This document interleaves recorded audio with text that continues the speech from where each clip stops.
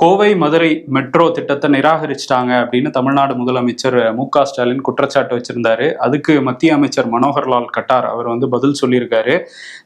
இந்தியாவிலேயே ஒரு மெட்ரோ திட்டத்துக்கு அதிக நிதி 63,000 கோடி வரையும் கொடுத்துருக்கோம்னா அது சென்னை மெட்ரோக்கு தான். அதெல்லாம் மறந்துட்டு இதை வச்சு அரசியல் பண்றாரு.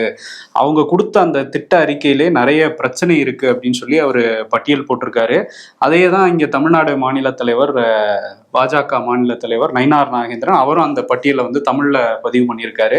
அவர் என்ன சொல்றாருன்னா, இந்த மெட்ரோ திட்டம் மதுரை கோவையில வந்தா பல பொது சொத்துக்கள் மக்களோட சொத்துக்கள்லாம் இடிக்கப்பட வேண்டியது இருக்கும் அப்படின்னு அந்த அறிக்கையில குறிப்பிட்டிருக்காங்க. அது மட்டும் இல்லாம 2011 மக்கள் தொகையை இவங்க தான் அந்த அறிக்கையில குறிப்பிட்டு அனுப்பியிருக்காங்க. இப்போ உள்ள ஒரு எஸ்டிமேட்டட் பாப்புலேஷனை அவங்க ஏன் குறிப்பிடல அப்படிங்கிற கேள்வியை நயினார் நாகேந்திரன் கேட்கிறாரு. அதே மாதிரி இந்த பயண நேரம் சேமிப்பு அப்படிங்கிறது கோவையில மெட்ரோ கொண்டு வரதுனால பெரிய ஒரு நேர சேமிப்பு இருக்காதுங்கிறத அதுல குறிப்பிட்டிருக்காங்க. மதுரைக்கு பார்த்தோம்னா இந்த பஸ் ரேபிட் டிரான்ஸ்போர்ட் சிஸ்டம் அதுவே போதுமானதுங்கிற மாதிரி இவங்களே குறிப்பிட்டிருக்காங்க. ஸோ கோவைக்கும் மதுரைக்கும் மெட்ரோ வேணாங்கிற மாதிரி ஒரு அறிக்கையை தயார் பண்ணி இவங்க டெல்லிக்கு அனுப்பிச்சிருக்காங்க. இப்போ இந்த திட்டத்தை நிராகரிக்கல, திருப்பி அனுப்பிச்சிருக்காங்க. என்னன்னு விளக்கம் கேட்டு அதை தான் வச்சு அரசியல் பண்றாங்கன்னு நயினார் நாகேந்திரன் சொல்றாரு. மெட்ரோ நிர்வாகம் அதான் சொல்றாங்க, நிராகரிக்கல, அவங்க திருப்பி தான் அனுப்பியிருக்காங்க அவங்க சொல்றாங்க. ஆனா அது அரசியலா தான் மாறிக்கிட்டு இருக்கு. இன்னைக்கு கோவையில போராட்டம்லாம் வேற பண்ணிருக்காங்க திமுக, கோவைக்கு மெட்ரோ கிடையாதா அப்படின்னு சொல்லிட்டு.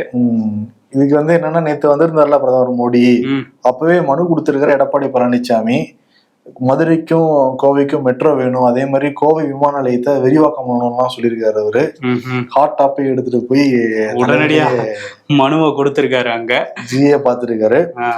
இன்னொரு பக்கம் என்னன்னா, அந்த ஆசியான் இருதரப்பு ஒப்பந்தத்துல மதுரை விமான நிலையத்தை இணைக்கலையாம். அதனால மதுரை எம்பி சு வெங்கடேசன் ஏற்கனவே மதுரைக்கு மெட்ரோ தர மாட்டேன்னு சொல்லிட்டாங்க. இப்ப மதுரை விமான நிலையத்தையும் சேர்த்துக்க மாட்டேங்கிறாங்க, தொடர்ந்து புறக்கணிக்கப்படுறோம் அப்படின்னு ஸ்டேட்டஸ் போட்டிருக்காரு. ஆமா, இப்பதான் ஆசியான் மாநாடுலாம் நடந்தது. அந்த தென்கிழக்கு ஆசிய மாநாடு நடந்தது.